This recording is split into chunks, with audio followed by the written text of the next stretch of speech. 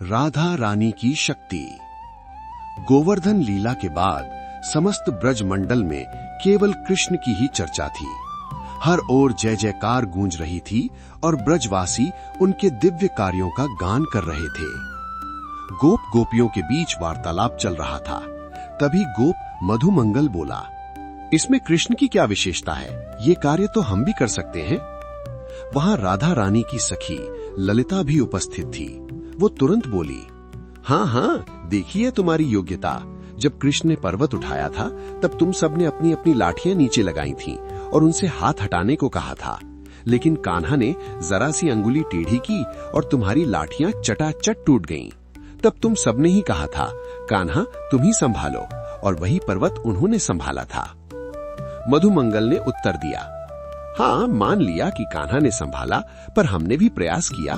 तुमने क्या किया? ललिता मुस्कुराई और बोली, हमने कुछ नहीं किया, पर हमारी सखी राधा रानी ने किया। मधुमंगल ने आश्चर्य से पूछा, अच्छा जी, राधा रानी ने क्या किया? तनिक बताओ तो। ललिता ने दृढ़ स्वर में कहा, पर्वत तो हमारी राधा रानी ने ही उठाया था, कृष्ण का तो बस नाम हो गया। सभी गोप सखा हंस पड़े और बोले, लो जी, अब राधा रानी कहां से आ गईं? पर्वत उठाया कान्हा ने, हाथ दुखे कान्हा के, 7 दिन तक खड़े रहे कान्हा, न भूख न प्यास न थकान, सब कुछ किया कान्हा ने, और बीच में आ गई राधा रानी। ललिता ने गंभीरता से कहा, लगता है जब कान्हा ने पर्वत उठाया था तब तुम लोग कहीं और थे, अन्यथा तुम्हें भी पता चल जाता कि पर्वत तो हमारी राधा रानी ने ही उठाया था। गोप सखा बोले, हमने तो ऐसा कुछ नहीं देखा।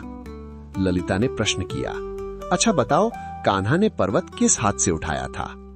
मधुमंगल बोला, कान्हा ने तो पर्वत अपने बाएं हाथ से ही उठा लिया था, दाएं हाथ की आवश्यकता ही नहीं पड़ी।